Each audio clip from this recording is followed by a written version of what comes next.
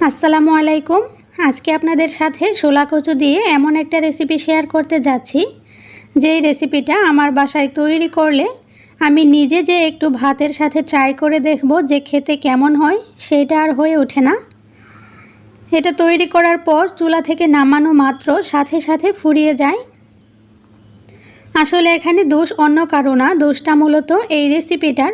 এটা খেতে কেন যে এত মজা হয় সেটা জানি না, তবে আমি নিজেও কিন্তু অপেক্ষায় থাকি এটা তৈরি করার সময় যে কখন ভাজা শেষ হবে আর কখন আমি এটা খেতে পারবো। চলুন আজকে আপনাদের সাথেও এই রেসিপিটি শেয়ার করি। প্রথমেই আমি একটা ব্যাটার গুলিয়ে নিচ্ছি। এর জন্য হাফ কাপ পরিমাণ শুকনো চালের গুঁড়া নিচ্ছি। অবশ্যই চালের গুঁড়া দিয়ে তৈরি করবেন, এতে করে অনেক বেশি মুচমুচে হয়। ময়দা দিতে যাবেন না, তাহলে কিন্তু এটা খেতে ভালো লাগবে না। 1/4 কাপের মতো বেসন দিচ্ছি আর হাফ চা চামচ দিচ্ছি লবণ, হাফ চা চামচ হলুদের গুঁড়া এবং 1 চা চামচ পরিমাণ লাল মরিচের গুঁড়া, হাফ চা চামচের মতো ধনিয়ার গুঁড়া এবং হাফ চা চামচের থেকে একটু কম হবে জিরার গুঁড়া দিচ্ছি। সাথে হাফ চা চামচ কালো জিরা দিয়ে শুকনো উপকরণগুলো ভালো করে মিশিয়ে নিচ্ছি।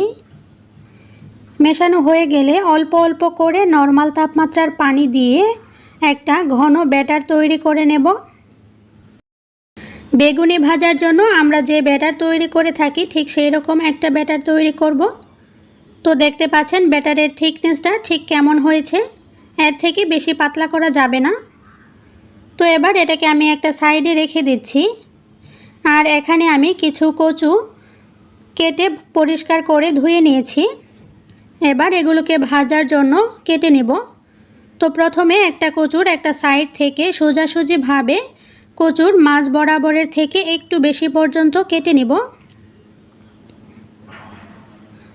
তো একটা সাইড আমি এরকম করে কেটে নিয়েছি, আর এটা কিন্তু এই সাইড থেকে একদম ওই সাইড পর্যন্ত কাটা যাবে না, তাহলে কচুটা আলাদা হয়ে যাবে। তো এবার অপর সাইডে আমি একটু আড়াআড়িভাবে কেটে নিচ্ছি। এই সাইডটাতে কিন্তু সোজাসুজিভাবে কাটা যাবে না, তাহলে কচুটা আলাদা হয়ে যাবে। একটু আড়াআড়িভাবে কেটে নিলে সুন্দর একটা ডিজাইন ক্রিয়েট হয়। আশা করছি দেখে বুঝতে পারছেন আমি ঠিক কিভাবে কচুগুলো কেটে নিচ্ছি। তো দেখতে পাচ্ছেন কতটা সুন্দর একটা ডিজাইন হয়েছে। হাত দিয়ে একটু টান দিলেই কিন্তু অনেক লম্বা হয়ে যাচ্ছে। এই কচুর কাটিংটা মূলত আমি শিখেছি আমার মায়ের কাছ থেকে। আর এই কচুর রেসিপিটা কিন্তু আমার কাছে খেতে ভীষণই ভালো লাগে। আপনারাও ট্রাই করে দেখতে পারেন, অনেক ভালো লাগবে। তো একটা কচু আমি কেটে নিয়েছি এবং বাকি কচুগুলো একইভাবে কেটে নেব। তো সবগুলো কেটে নিয়েছি দেখতে পাচ্ছেন। এবার চলে যাচ্ছি এগুলো ভেজে নেওয়ার জন্য। চুলায় একটা ফ্রাইং প্যানে পরিমাণ মতো তেল গরম করে নিয়েছি। এবার আগে থেকে গুলিয়ে রাখা ব্যাটারের মধ্যে এক পিস কচু দিয়ে হাত দিয়ে ভালো করে চেপে চেপে ব্যাটার লাগিয়ে নিব।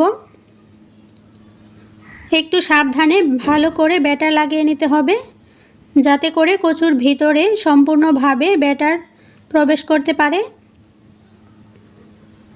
এই পর্যায়ে একটা সাইড ধরে উঠাতে যাবেন না, তাহলে কিন্তু কচুটা ছিঁড়ে যেতে পারে। তো ফ্রাইং প্যানের মধ্যে দিয়ে তারপর হাত দিয়ে একটু একটু করে চেপে এটাকে ছড়িয়ে দিতে হবে।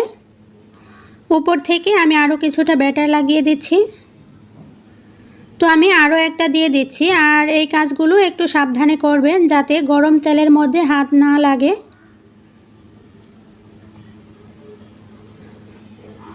চুলার মিডিয়াম টু লো আছে এগুলোকে ভেজে নিতে হবে। তো এক পাশটা হয়ে গেলে উল্টিয়ে পাল্টিয়ে আমি এগুলোকে মুচমুচে করে ভেজে নিব। দেখতে পাচ্ছেন এগুলো কিন্তু ভাজা হয়ে গিয়েছে। এবার আমি এগুলোকে উঠিয়ে নিচ্ছি।